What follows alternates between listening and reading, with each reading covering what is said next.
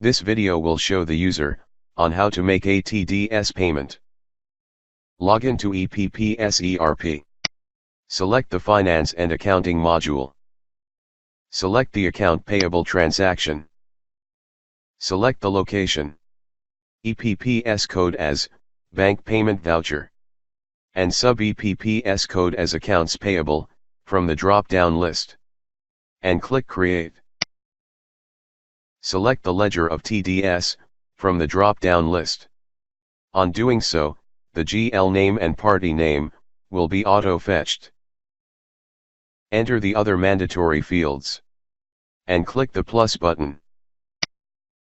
The reference invoice date column refers to the date wherein TDS has been deducted.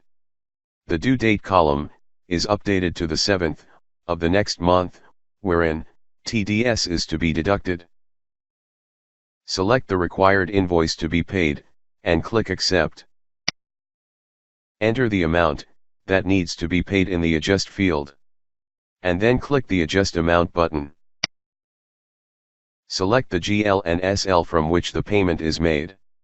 Enter the other payment details. And click the Add button. Followed by the Accept button.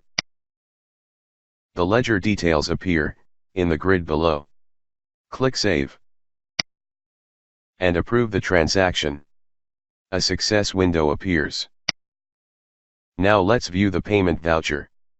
For this, select the Finance and Accounting module. Select the Ledger Query Report. Select the location.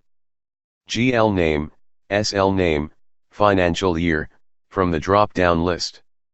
Select the From and To Date from the calendar. And click View. The report is displayed. Click to view all data for the period, to view the drill down of the report. Click the payment voucher doc number. The detailed finance impact is displayed. Hope this video can help you make the payment of TDS. Thank you for watching.